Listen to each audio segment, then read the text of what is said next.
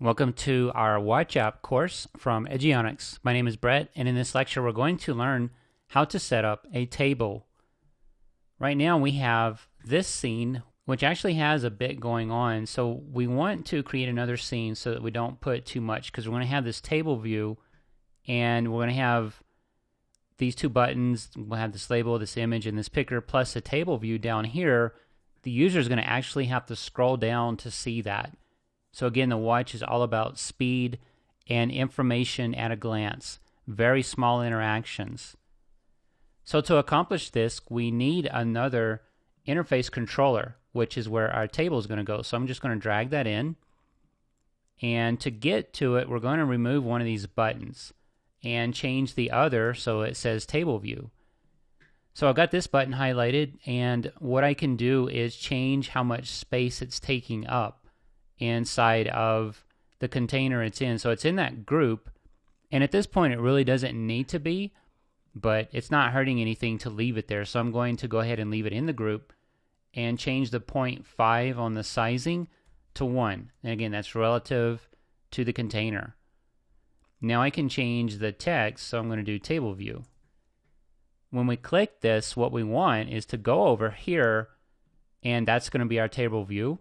And that scene will have a new class. We're going to have to add a new class for this scene here to handle the logic of the table view. As well, we'll need to set up a table row. This not only gets a lot of the elements off of the main scene, the startup scene in our watch app, and pushes them into another scene, or at least for this table view, which is going to have a bit going on. It also splits up the logic. So table view logic is just going to be for this table scene. Okay, so to handle the transition, we're going to create a segue. And what we want is click this button, go to this scene. So I'm going to go ahead and click on this button, click Control, and drag.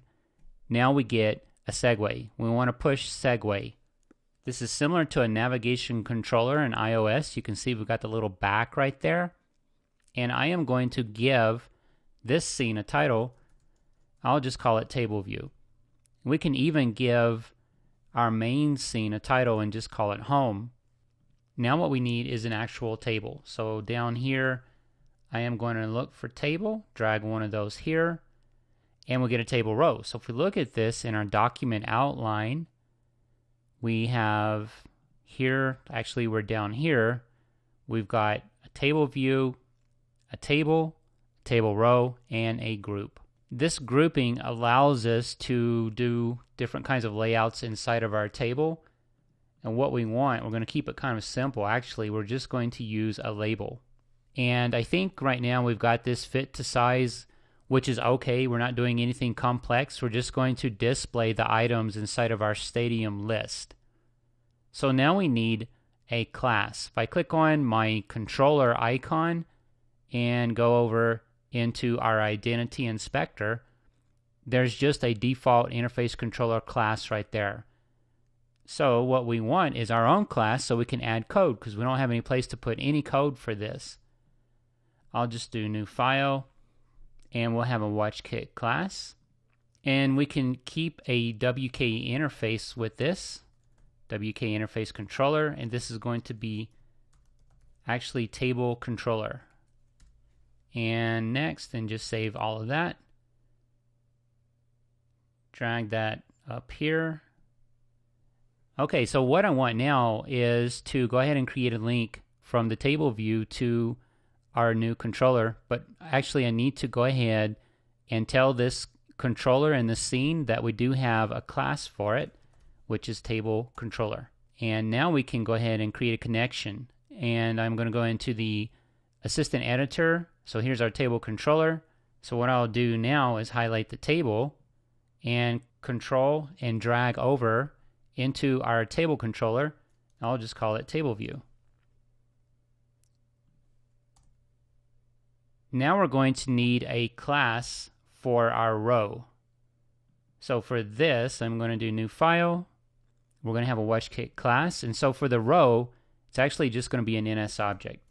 And we're going to have row, or actually we can call it table row, like that, and add that. Drag this up here. So for this, I'm going to go ahead and copy out our stadium list and add that into our table controller. And I'm just using the same one. Let's see, I need to be over here. And I'm going to add a few more fields, baseball fields, or in this case, they're actually stadiums. So we have Chase Field. I'm going to do City Field and Dodger Stadium. All right, so that'll give us a few more items that will scroll kind of off the screen. We can really see this table view in action.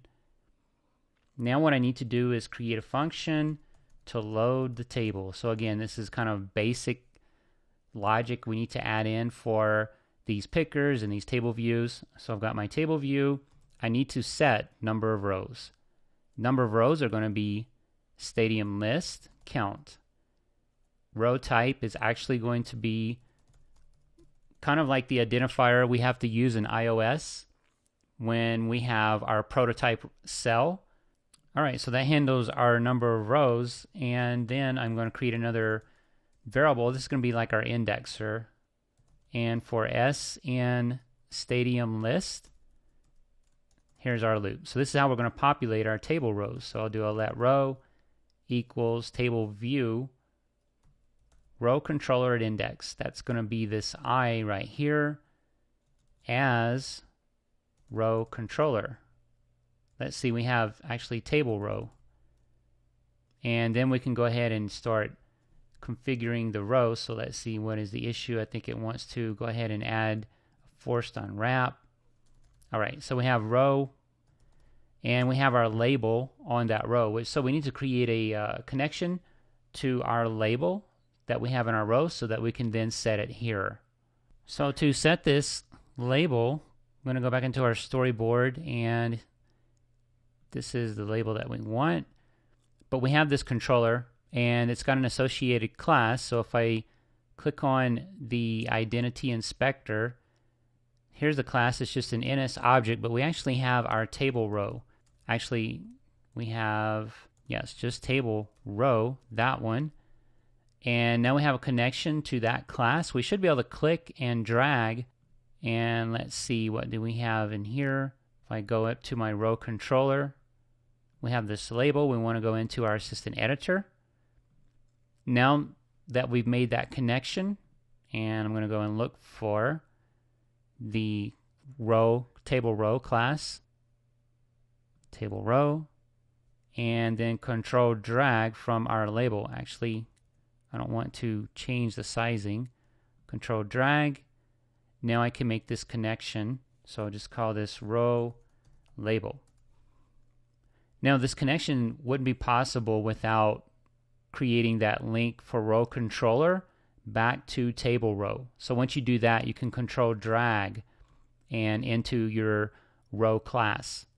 All right, so now we're going to go back into our table controller, go back to our row.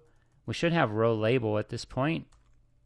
And I'm going to build so that we do get that. I think it will be there.